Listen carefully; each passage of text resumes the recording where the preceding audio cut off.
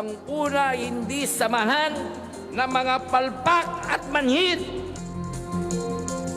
There is nothing that we can really grab to make this country peaceful. We will settle for a federal system. Kailangan lang ang isang gobyernong nakatutok sa kapakanan ng taong bayan. Gawin nating prioridad ang pag-ayos ng ating mga infrastruktura.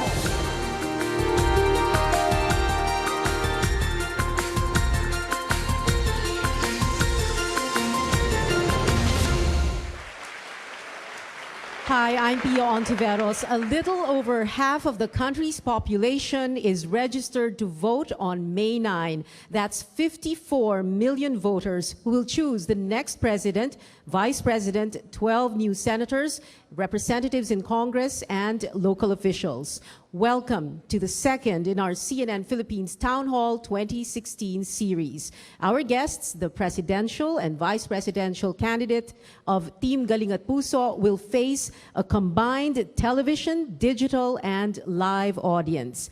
Television, as the primary source of information and entertainment, is still king, but with the rise of social media, virtual engagement is crucial. Still, we want to engage the young people in the country's universities. For this, our second town hall, we are in San Beda College, that for at least one generation was at the heart of 1970s student activism. Thank you very much, San Beda, for hosting us today. Our guests, Senator Grace Poe and Senator Chiz Escudero.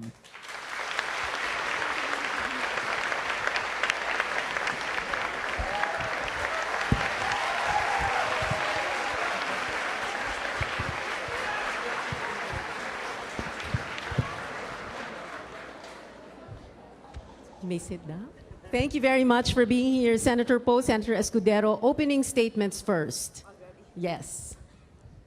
Isang magandang araw po sa lahat ng mga ganda at gwapong mga estudyante ng San Beda. Nung ako po ay inanyayahan na pumunta rito, hindi po ako nagdalawang isip. Unang-una sapagkat dito po nag-aral ang aking ama. At alam ko marami sa inyo ang hindi lamang magagandang itsura, kung hindi matatalino, matatapang at mahalang bayan. Maraming mga matatagumpay na galing dito sa San Beda at isang pribilehiyo ang marinig ninyo ngayong araw, tanggapin ang inyong mga tanong at tanggalin ang mga duda sa inyong pag-iisip para pagkatapos nito, sabay-sabay tayong magsusulong ng isang gobyernong may puso. Maraming salamat po. Thank you, Senator Poe. Senator Escudero? Sa ating lahat, isang maganda at pinagpalang hapon. Karangalan namin ni Senator Grace na makapiling kayo at bigyang linaw at sagutin. Anumang issue, haka-haka o katanungan meron kayo, hindi lamang kaugnay sa aming plataforma, pero pati na rin ang aming mithiin, layunin at pangarap para sa ating bansa. Sana maging maganda ang talakayan natin sa hapong ito. At maraming salamat sa pagkakataon na makapunta muli dito sa San Beda. Thank you and good afternoon. Thank you, Senator Escudero. Thank you very much, both of you, for being here. Our questions will also come from our students who make up our live audience and our CNN Philippines digital team, Paulo Del Rosario and Paulo Taruk, who will tell us what our social media audience is saying. Hi, Paulo. Hi, Paulo. Join the conversation on the digital space. Our official hashtag is Town Hall 2016. Let's begin with the questions. Let's talk first about Mama Sapano. Senator Poe, Senator Escudero, on Wednesday, during the Mama Sapano probe, Senator Juan Ponce Enrile would reveal, or people thought he would reveal or unearth entirely new evidence or drop a bombshell about President Aquino's involvement. What were your own expectations, Senator Poe? Well, we had to give Senator Enrile the respect that's due him as a member of the Senate and also the benefit of the doubt. A senator is not compelled to reveal whatever information he has before a public hearing, and there are rules in the Senate that we follow that says any new findings, not necessarily evidence, can be used as a reason to reopen an investigation. I was from the beginning against it because we have spent many hours, 5 public hearings, 5 executive sessions, about 1,000 pages in report, to come up with what I believe is a fair, just, and extensive report. On the other hand, we gave him the benefit of the doubt, and at the end, I think it just affirmed our initial findings on Mama Sapano. Senator Escudero. Mahigit 6 na oras ang lumipas mula nung nagsimula yung bakbakan bago napatay yung pinakahuli sa SAF 44. Dalawang bagay ang hindi nagawa ng maski na sino sa invited guests namin. Una, tanungin man lang kung kamusta na ba at anong kalagayan nung mga binabakbakan ng MILF at iba pang mga grupo doon. Pangalawa, minuto lang ang kailangan para magpapatak ng white phosphorus na magbibigay ng takot sa kung sino mang umaaway o bumabaril sa kanila. Hindi rin nila nagawa yon. Binigyan namin sila ng pagkakataon ng una. Pangalawa ito, para sumagot at magpaliwanag, umamin ng pagkukulang o pagkakamali. Pero binigo pa rin nila kami. Imposibleng walang nagkulang, imposibleng walang nagkamali, imposibleng walang may kasalanan doon, bagaman hindi sila ang pumutok ng barel na pumatay doon sa SAF 44. Nakakalungkot at nakakahinayang yung pagkakataong binigay namin sa kanila sa pangalawang pagkakataon. So were you satisfied or dissatisfied, Senator Escudero, with the reopening of the probe? Wala naman kaming choice ni Senator Grace. Kesa naman hindi namin payagan doon. Baka sabihin nila may tinatago pa kami. Obligado kaming pahintulutan yon, payagan yon, dahil malay mo baka sakali may lumabas na panibagong katotohanan o may umamin o maghingi man lang ng tawad sana o magsabing oo nga at nagkulang kami. Pero sa pangalawang pagkakataon, wala pa rin gumawa nun. Pero wala naman talagang aamin, hindi ba? Lalo na sa isang public hearing. Meron namang mga pagkakataon na may mga tao rin namang may konsyensya.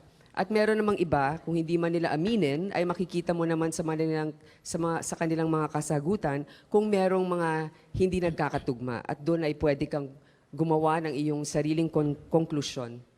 Let's take a question now from our live audience, one of the students. Go ahead. Good afternoon, Senators. I'm Kiko Corpus, the President of San Beda Debate Society. This question is addressed to Ma'am Grace Poe.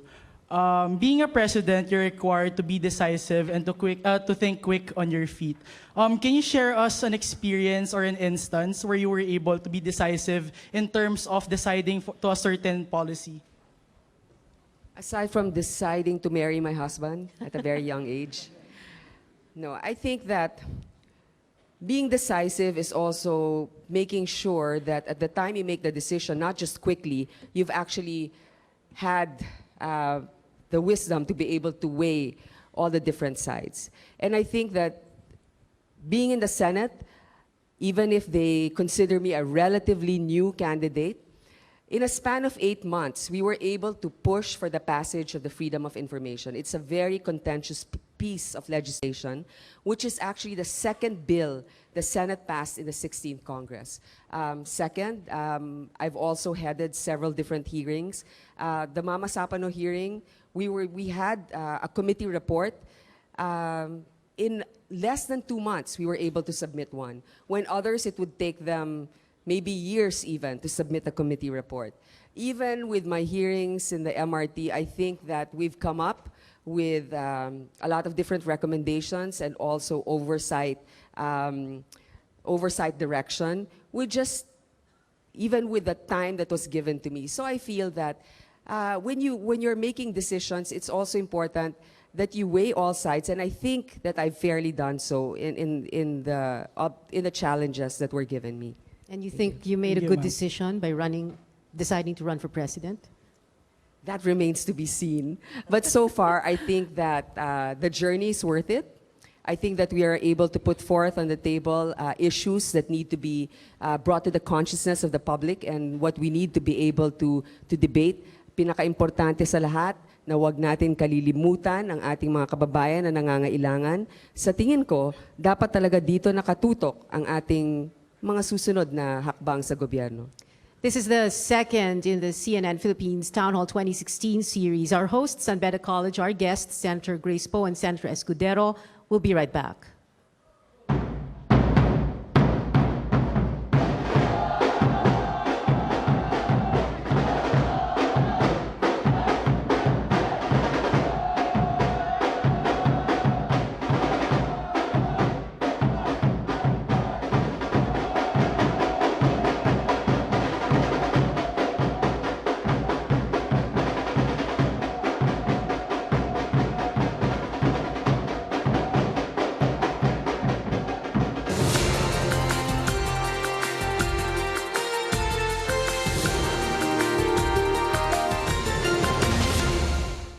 Welcome back to CNN Philippines Town Hall 2016. We're coming to you from San Beda College. Our guests, Senator Grace Poe and Senator Chiz Escudero. Our digital audience is as involved in our discussion as our live audience here.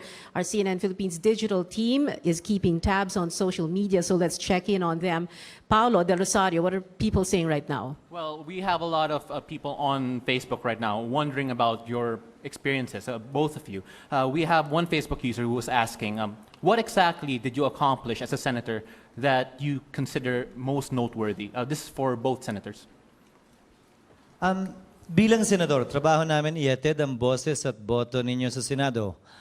Tama man o mali, sangayon man kami o hindi, trabaho namin dalhin ang boses nyo ron. Hindi boses ng kaibigan, kamag-anak o kapartido o kung sino pa man.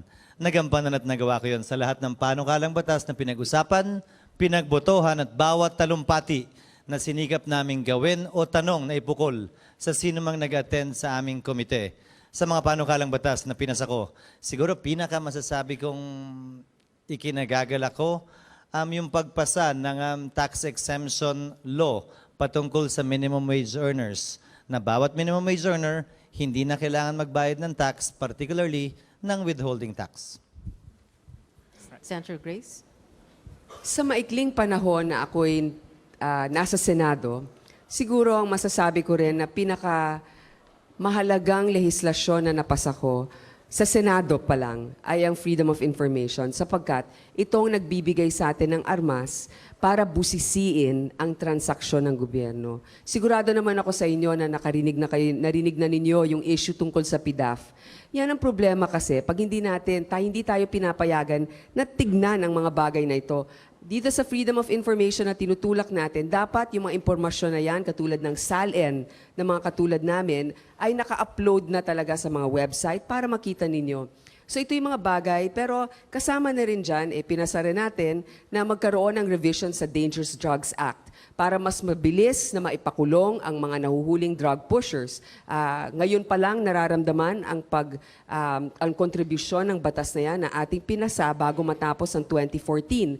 At yung pangatlo, siguro, yung libreng text alerts in times of natural calamities and disasters. Yun po yung siguro maaari natin sabihin na napakahalaga. Pero si Senator Chiz, humble yan. Pero marami na talagang napasang batas yan. Let's ask the other Paolo. Paolo, Taruk. Yes, Pia. We have a question here from Jeffrey Balindres on Facebook, and it's also been raised by several Facebook commenters. And it's addressed to Senator Escudero. Senator Escudero, given that you have more years and experience in government compared to Senator Poe, why are you running as her vice president? Why not seek the presidency? Dahil hindi ko panahon ito. Hindi ko alam kung darating yung panahon ko, maaring hindi na, pero ngayon tiyak ko, hindi. Noong 2010, mas may karanasan din halimbawa si Secretary Rojas kaysa kay Pangulo Aquino. Pero ang tumakbo bilang Pangulo, si Pangulo Aquino, at marami siyang nagawa na rin para sa ating bansa, lalong-lalo na sa pakikipaglaban sa katiwalian. Wala sa haba ng karanasan yon. Naniniwala ako, ang pinaka-importante at mahalaga na nakatangian ng isang leader, una, nasa tamang lugar palagi ang kanyang puso, at pangalawa, panahon niya at panawagan ng sambayanan para manilbihan siya sa partikular na panahon. Senator Chiz, nabanggit mo na rin si Secretary Rojas. Follow-up question. In 2010, you surprised many by supporting VP Jojo Binay and not Mar Rojas. No? That was the Noy-Mar tandem. Although things are different now, meaning you are running for Vice President, are you sure you won't do the same thing to Senator Grace? Ganda ng tawa mo, ulitin mo nga. Hindi ako tumatakbo noong 2010. Hindi ko kapartido si Secretary Rojas. Ang tanong ko, ba't ba siya yung kailangan kong suportahan? May iba din namang tumatakbo. Ba't hindi ko sinuportahan si Senator Lauren? Mas pareho ka bang nanggaling sa NPC noon? Bakit ba si Secretary Rojas palagi ang tinatanong? Hindi kami nagkasama sa parehong partido mula nung pumasok ako sa politika hanggang sa mga oras na ito. Okay. Pero ang tanong hindi mo naman gagawin yung kay Senator Grace. Hindi dahil sa maraming bagay. Una, hindi nga kami nagkasama para iwanan ko siya. May iwanan ka lamang para magkasama. Hindi ba, sa relasyon sa politika o sa partido, pwede mo lang masabing iniwanan mo ang isang tao pag nagkasama kayo. ni hindi kami nagkasama para iwanan ko siya eh. Okay. Senator Grace, parang gusto niyo ring sagutin yung tanong eh. Humanda siya sa akin kung meron siyang gagawin na ganyan. Hindi. Kung titignan niyo mabuti, ang mga nagkakasamang magkakatandem for President and Vice President, di hamak na mas merong kasaysayan ang pagsama namin ni Senator Chiz. Unang-una, dahil siya ay tumulong sa aking tatay. Bata pa kayo noon, siguro mga grade school pa kayo noong 2004. Pero nung, hindi, di ba that's 11 years ago. So, anyways, mga grade school, matatapos kayo ng grade school. Si Senator Chiz, ang spokesperson ni FPJ. So, from then on, nakilala ko na siya at kasama ko noong 2013, tinulungan ako tumakbo. Pagdating naman sa Senado, pareho din kami nagsulong ng mga batas na naniniwala kami mga kabuti para sa ating mga kababayan. Kaya yung iba, parang tila yata ngayon lang sila talaga nagkasama sa pagtakbo nila ngayon. All right, let's go to our next set of questions. Connectivity. This is another big election issue.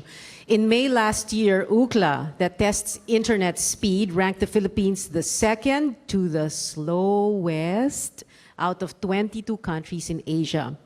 Pagong cannot even begin to describe it, and no offense to turtles. It's like a throwback to dial-up of the 1990s. So, syempre, hindi pa kayo pinapanganak. Alam niyo yung dial-up? Ay, alam niyo rin. You've got mail. Bagal yon. And it's not just slow, it's also expensive. Per Mbps, it's $18.19. Worldwide, it's just $5.21. Explain to us, Senator Poe and Senator Escudero, what your campaign has planned to address this. I think that this is definitely internet and internet speed are very basic concerns now. It is not just a value-added service. We are entitled to have it. Why? Even the United Nations declare access to internet service a human right. And why not? This is how we're able to get information. Now, in our country, tinan mo, palagi tayong pinaka-mabilis magpadala ng tweet, hashtag, nagtitrending pag mga Pilipino. Sa bagal ng internet speed natin, ganyan na tayo kabilis. Can you imagine, kung hindi tayo second to the slowest at top tayo, talo natin lahat. Ngayon, bakit importante yan? Kasi kahit na kayo ay estudyante, gumagawa kayo ng homework ninyo, nagda-download kayo, mas mabilis, matatapos ninyong assignment nyo. Kung kayo naman ay negosyante, kahit kayo nasa probinsya, pwede kayo makipagpaligsahan ng kahit na sinong nasa city center o sa ibang bansa. Importante yan, pero ang ating internet, katulad ng ating traffic, ay mabagal at barado. Paano natin aayusin yan? Unang-una, infrastruktura. Hindi pwede kasi na may monopoliya dito ng pag-aari. Pasensya na. Pero importante talaga na buksan rin natin ang ating ekonomiya para kung sinong gustong mamuhunan sa ating bansa ay mamumuhunan. Imagine ninyo ha, gusto natin protektahan ang ating mga kumpanya dito. Pero higit sa lahat, kailangan natin ang tamang serbisyo at kailangan natin ang trabaho para sa ating mga kababayan. Pero kung ang foreign ownership natin ay limitado, ibig sabihin, dalawa lang magkukompetensya sa may-ari ng mga telephone lines, kaya medyo mabagal. Pero kung bubuksan natin ang ating ekonomiya at mas maraming mamumuhunan, mag-uunahan sila to get your subscription, kaya pababaan ang presyo, pas maganda ang serbisyo. Yun yung para sa akin. At isa pang sinusulong namin ni Senator Chiz, na at least sa state universities and colleges, kailangan talaga libre ang internet and Wi-Fi access. And sana sa mga school zones. Kasi importante at kailangan nyo yan. Will that also be your answer very quickly now to the question of, well, kasi magkakaroon daw a cap, 2 gigabytes a day na lang daw. Siyempre, para sa millennial, Kaya nga kailangan natin ng competition because we don't need anybody dictating to us what the ceiling should be for the megabytes. All right, San Beda College is our gracious host tonight. Senators Grace Poe and Chiz Escudero are our guests. This is CNN Philippines Town Hall 2016. We'll be right back.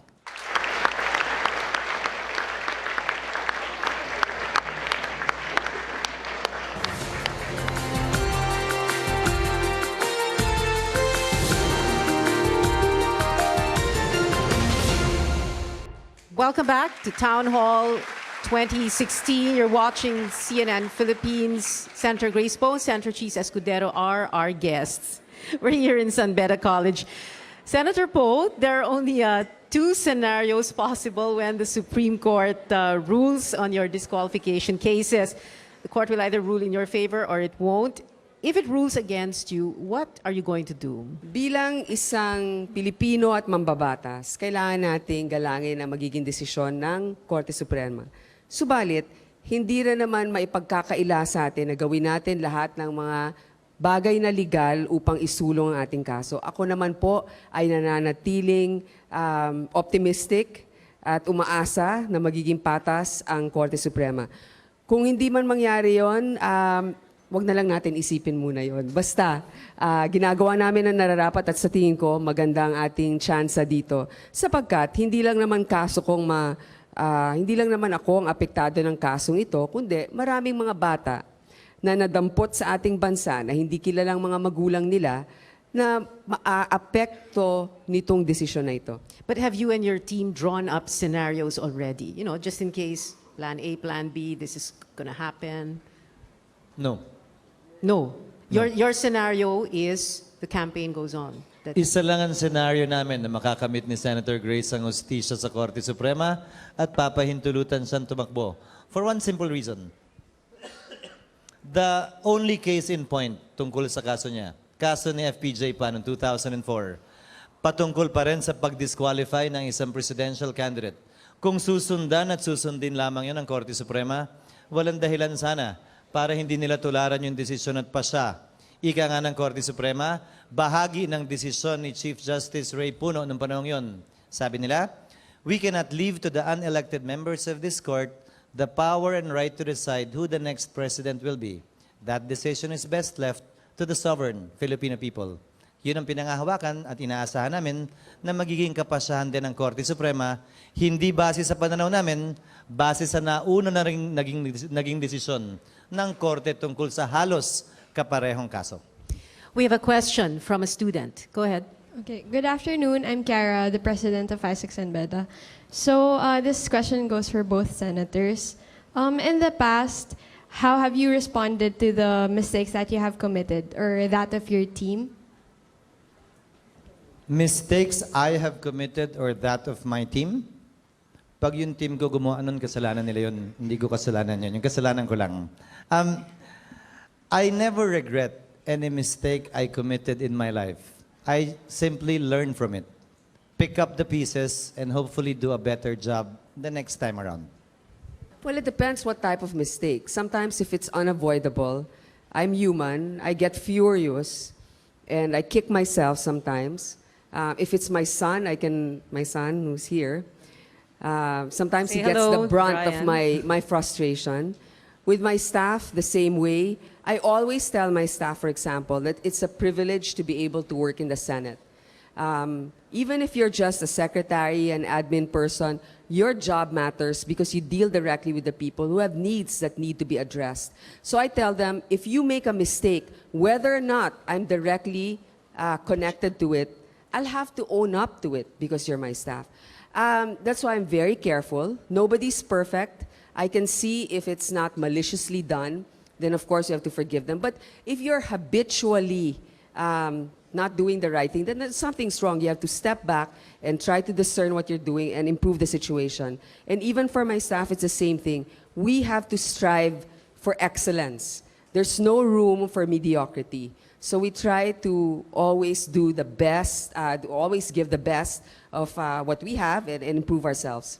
53.7 million, or a little over half of the country's population, are on the internet. We Are Social says some 42 million of that 53.7 million are on social media. Our digital team has its hands full keeping track of what people are saying on social media. So let's go back to Paolo Del Rosario. Yes, thank you very much. Well, some of our Facebook users and some people on Twitter have been concerned about what we've been finding in the prisons in our country. Now, we have one user who says, how would you address the so-called high society lifestyle in some of our prisons? Senator Chiz, sagutin ko rin to. Ano? Pag nakikita nyo yung nangyari dun sa Bilibid, talagang nakakapagtaka. Di ba? Yung huli na nakita natin, merong swimming pool, rooftop pool, na makikita nyo, kalinya ng tore ng pulis na nagbabantay. Ngayon ako, naaawa ko sa mga kawani ng gobyerno. Dapat talaga mabigyan sila ng disenteng trabaho at disenteng bayad. Pero pag ganyang paulit-ulit na nakakalusot ang mga kontrabando at ang mga tirahan nila ay marangya, kailangan na talaga silang tanggalin doon. Una. Pangalawa, dapat ilipat na rin yung bilibid kasi hindi na rin makatao ang pagkasiksikan nila doon. At alam mo, yung mga bagong prison system sa ibang bansa ay open ang kanilang structure para nakikita nyo, hindi yung parang may mga partitions na gano'n. May privacy pa rin, pero yung sightline ng mga nagbabantay nakikita at focused on rehabilitation. So yun yung mga titignan natin. Pero the certainty of punishment is really what can deter crime in this country. Pag alam nila na pag pirineso ka ay talagang magdurusa ka doon, hindi ka pwede may jacuzzi, ay mas makikinig yun. Pero Senator Chiz may sinabing gawad kalinga. Pagka nakatirang yung sa mga daga, May prinsipyo silang sinusunod na sino mang tao itira mo sa lungga, mag-uugaling daga palagi. Sino mang tao itira mo sa koral, mag-uugaling baboy. Pero itira mo sa isang malinis at maayos na tahanan, palagi siyang tatayo at gagalaw bilang tao. You're watching CNN Philippines Town Hall 2016, coming to you from San Beda College. Our guest, Senators Poe and Escudero. We'll be right back.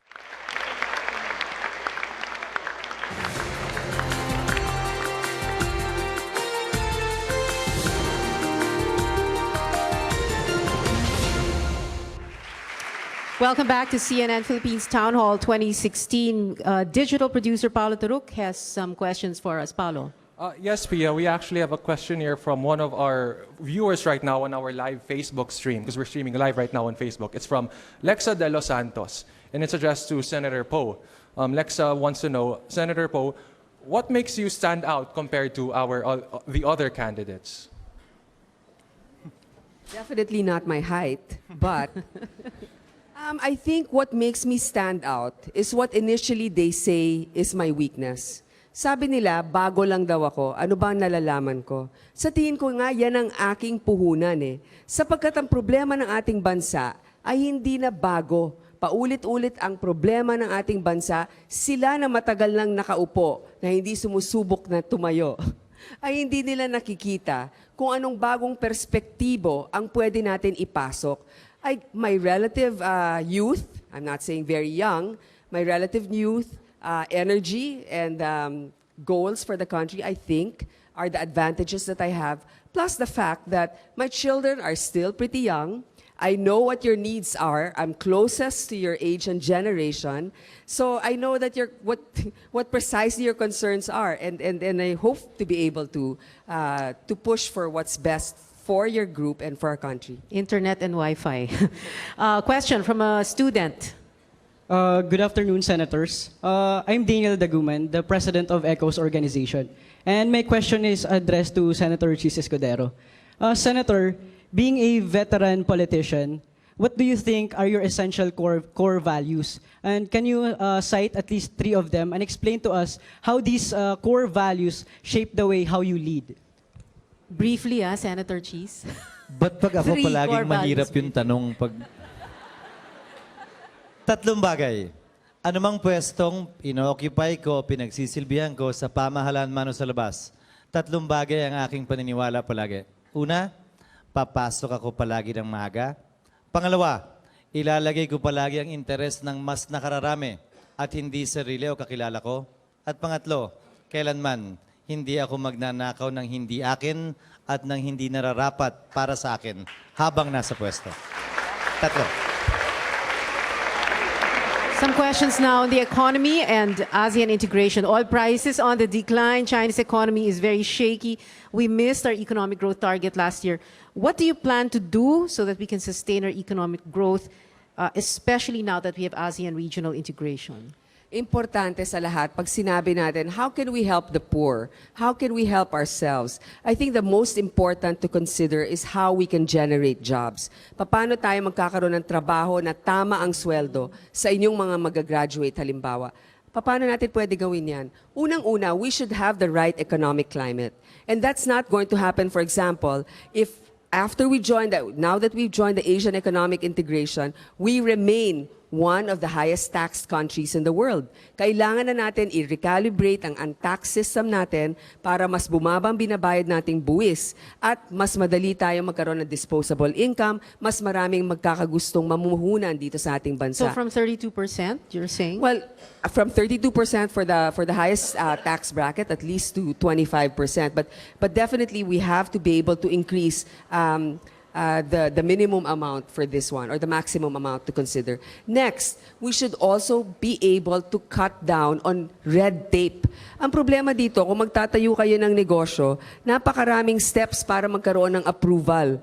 Pangatlo, meron pa rin corruption. So ang hirap mamuhunan sa ating bansa at hindi mangyayari yan kung hindi natin linisin at ayusin ang ating pamahalaan. Kaya nga, kung sinong ilalagay sa gobyerno, sa tingin ko, ang unang kwalifikasyon, dapat merong integridad na mapapagkatiwalaan katulad ng ating Pangulo, pero dapat mabilis rin kumilos at merong kakayanan. Senator Escudero. Siya lang yung tinanong eh. O sige, tinatanong na rin kita. Merong ideal level ang presyo ng langis para sa gayon hindi bumagsak ang Middle East at nang sa gayon hindi nila pauwiin o tanggalin yung napakaraming OFWs na nagtatrabaho. Yung ideal na presyo yun naglalaro sa pagkakaalam ko sa 25 hanggang 35 dolyar kada bariles. Yun ang sinusubukan pag-ingatan ng buong mundo, hindi lamang ng Pilipinas. Dahil kung mananatili yun sa level na yun, masusustain natin palagi yung paglago ng ating ekonomiya. Hindi natin kayang impluensyahan yung presong yun. Ang pwede lamang natin gawin pag sobrang bumaba yun, gaya ng sinabi ni Senator Grace, maglaan ng oportunidad at pagkakataon para may trabahong mauwian yung mga kababayan natin na maaaring pauwian mula sa Middle East na maapektuhan din siyempre yung remittances na pinapadala dito sa ating bansa. CNN Philippines Town Hall 2016. We'll be right back. Stay with us.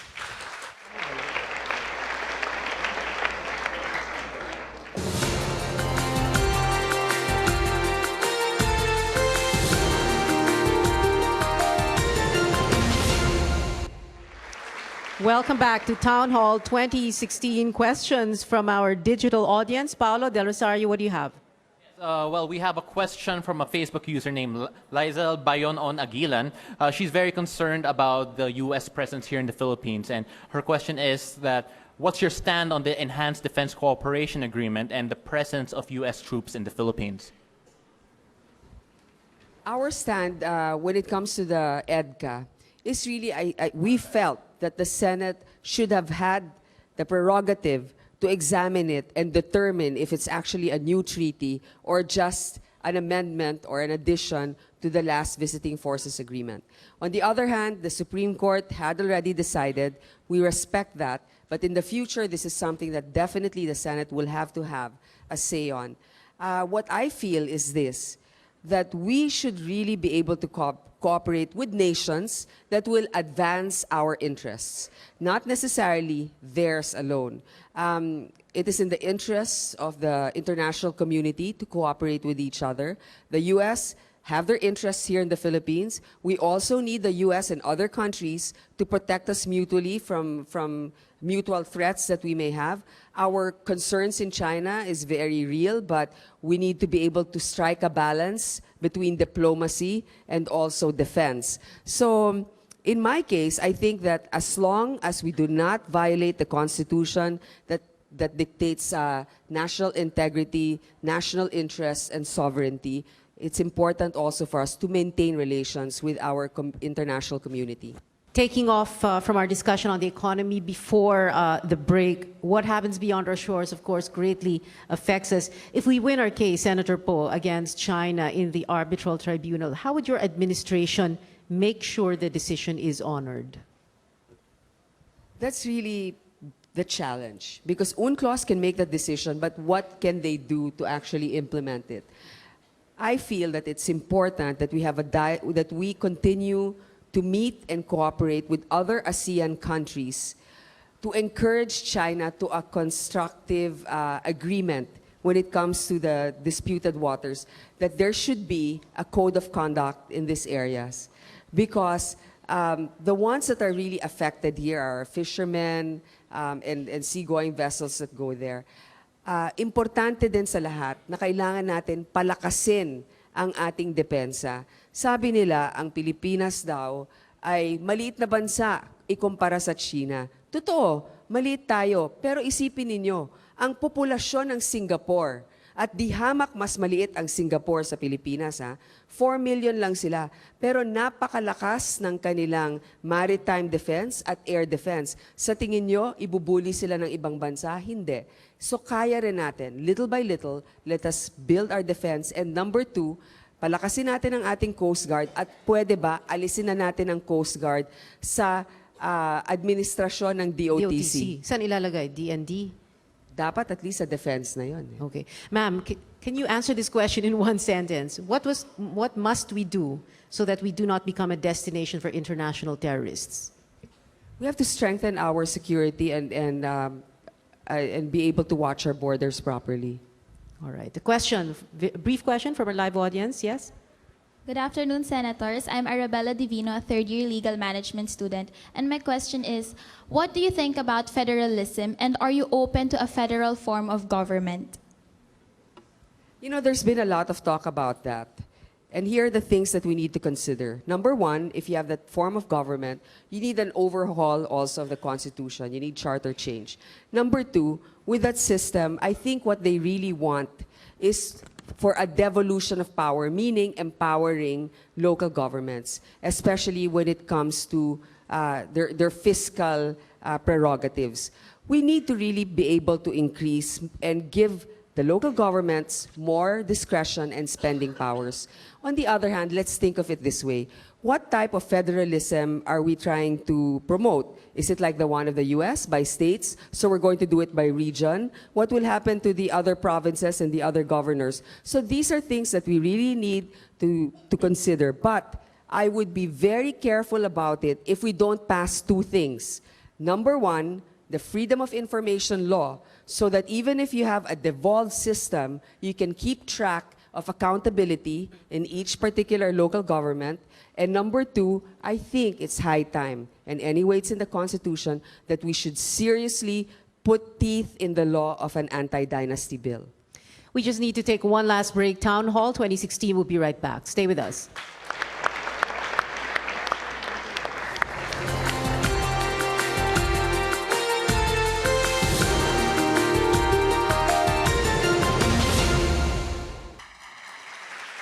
Welcome back to the final stretch of CNN Philippines Town Hall 2016. With us, Team Galing at Puso, Grace Poe and Chiz Escudero, saving the best questions for last. Metro Manila traffic. Studies show that gridlock on the roads is very costly and it affects everything and everyone. So is a lack of an efficient mass transit system.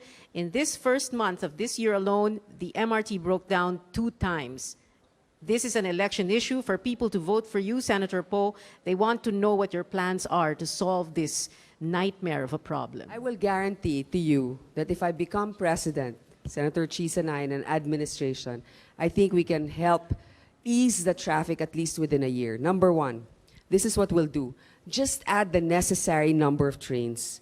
Start finishing the lines that are already supposed to be done, let's say from the MRT3, the MRT7, all the way to San Jose del Monte, Bulacan. Now, granted, that will take longer, but just adding the number of trains, enforcing the rules, making sure that there's a proper drop-off for buses, provincial buses outside of Metro Manila, it can ease traffic. But the important thing is this. Let us look beyond Metro Manila. Cebu is also traffic. And other places in the country are also traffic. If we are truly going to be a globally competitive country, we should look beyond Luzon or Metro Manila and start having mass transport systems outside of Metro Manila, rail systems outside of that. Another thing that we need to be able to look into are also underground subway systems. I know that people question it, because they're saying, paano yung Pilipinas, binabaha dito? Hindi ba ninyo naisip na yung mga train, may mga tunnels na sa ilalim ng dagat dumadaan? So pwede dito, but we need to be able to get the best engineers to design it. They may not be local, and we should also be able to have the right partnership with a company that has the track record to do that. A related issue, ma'am. There are too many memes already on social media about floods. College students are waterproof. Just add water. I left the office on Monday or school on Monday. I got home on Tuesday. But this isn't funny anymore. Exactly how are you going to address this? Senator Chiz? Dagdagan ko yung sinabi ni Senator Grace, kaugnay na rin ang katanungan mo. Pangunahing problema ayon sa pag-aaral at pananaliksik ng DPWH mismo, karamihan ng drainage systems natin ay maliliit o clogged na. Yung dating lupa, naging kasing tigas na ng simento. Dapat linisin yun. Pangalawa, pangunahing problema din kaugnay ng pagbabaha, kulang na ang dinadaluyan ng tubig sa ating bansa. Kasi heavily silted na yung labasan ng mga tubig. Maraming panukala. May nagpanukala halimbawa, hukayin daw yung buong football field ng UST. Gawing cistern yung ilalim, kayo naman. Tapos ibalik uli yung football field. Para yung tubig dito sa University Belt, ipunin muna ron, just like a water impounding facility. Tapos pag tumila, humupa ang ulan, magagamit pa yung tubig, matapos i-filtrate para sa consumption ng Metro Manila. Pero higit pa ron, nais kong dagdagan din yung sa traffic at pagsasamahin ko na. Ang buong Metro Manila, ino-occupy ng informal settlers ay 3,000 hectares. Kung magpatayo lamang tayo on-site ng 4-story structure, malilibre natin approximately 2,250 hectares or 22.5 million square meters para sa open space, para sa kalye, para sa drainage, at para sa mas maluwang na daluyan ng trapiko. Yung tapat ng San Beda, hindi nyo lang napapansin, 4 lanes yan on each side. 4 lanes pala yun. Minimum 3 lanes on each side. Pero kung pipilitin mo, aabot ng 4 lanes yan, pero nagmumukhang 1 lane na lamang dahil sa parking, dahil sa kakulangan ng disiplina, at sa dami ng istruktura na nakatayo sa kalye. Kung lilinisin natin yun at ayusin, sa totoo lang, maluwang at dapat sapat ang ating mga kalsada para sa dami at bilang ng sasakyan dito sa Metro Manila at sa Kamaynilan. One last brief question and answer from social media. We have a question from Val Bacosa on Facebook, and it's addressed to the both of them. Given that the both of you are running as independent candidates, where does your campaign funding come from? And how can you assure the public that big donors, if there are any, will not affect your decisions if you win? That is a very valid concern. In fact, even when I was in government, that was also what I would wonder about. A lot of the funding that goes to us are actually from individuals who are supporting us because they believe in our platform. Some of them are our friends, some of them are family members. What is clear is this, that whoever gives to us, kung sino man ang nagbibigay, ito ang klarong nasasabi ko sa kanila. Kung meron silang hihingin, ang mahihingi lang nila sa akin, at palagi ko sinasabi, ay level playing field. Kahit sino, alam mo yung mga namumuhunan at negosyante, sinasabi nila, magbibigay sa yan pero may kapalit na hiningi. Siguro ilag rin sila sa amin dahil alam nila, hindi kami ang ganong klaseng kandidato. Pero para malinaw na sa umpisa pa lang, salamat sa iyong tulong, mabibigyan kita at sigurado ko, level lang tayong lahat. Hindi kita aapihin o lalamangan o bibigyan ng mas malaking advantage. Senator Escudero and Senator Poe, your final words. Senator Escudero. Yung final word ko na lang karugtong ng kasagot ni Senator Grace. Oo nga, tumatakbo kami independent. Maaaring dahil doon, kulang ang aming panggastos. Pero may prinsipyo kaming naisisulang at ipaglaban. Independent kami kasi naniniwala kami. Ang susunod na dapat maging Pangulo at ikaw lang ang Pangulo, dapat pagsilbihan ng bawat Pilipino. At hindi lang yung kapartido niya. Bawat Pilipino at hindi lang yung bumoto sa kanya. Pati yung ayaw sa kanya. Pati yung hindi siya gusto. Dapat pantay na pagsilbihan ng susunod na magiging Pangulo. Hindi tulad ng madalas natin nakikita. Kapag kakapartido, may proyekto. Kapag kalaban, may kaso. Hindi naman yata tama yun. Dapat, bawat Pilipino'y tulungan at bigyan ng serbisyo. Dahil ang kahirapan, dahil ang kalamidad, wala namang pinipiling kulay, wala ring pinipiling partido. Senator Poe? Maraming salamat sa inyong oras ngayon. Siguro masaya kayo na wala kayong pasok. Pero, yan palaging line ni Senator Chiz, mapupunta kami sa school. Pero ito yung masasabi ko. Bagamat yung iba sa inyo ay nagtataka, kaya-kaya niya dahil bago lamang siya. Pero sa tingin ko, yun nga yung ating lakas sapagkat bago nga ako, hindi ako sanay at hindi ko ginagawa yung mga ginagawa na nilang korupsyon o iba pa man. Ang akin lamang isusulong ay kung anong paniniwala kung makakabuti sa inyo sapagkat ito, Naniniwala ko ng mga estudyante na katulad ninyo ay dapat hindi na pinoproblema kung saan manggagaling ang pambayad ng inyong tuition. Siguro kayo dito ay maswerte, mga magulang ninyo ang tumutulong sa inyo. Pero higit sa lahat, dapat sa ating bansa para mawala ang kahirapan ay magkaroon ng oportunidad at trabaho. So muli, para sa inyong pakikinig ngayong araw, maraming salamat at sana huwag niyo kaming kalimutan. Maraming salamat po. Thank you, Senator Grace Poe. Thank you, Senator Chiz Escudero. Thank you to our television, our digital, and of course, our live audience. Thank you very much, San Beda College, for hosting us. Maraming salamat. The CNN Philippines Town Hall 2016 series continues on February 18 with Mayor Rodrigo Duterte and Senator Alan Peter Cayetano. I'm Pia Hontiveros for CNN Philippines. Maraming salamat po sa inyong lahat.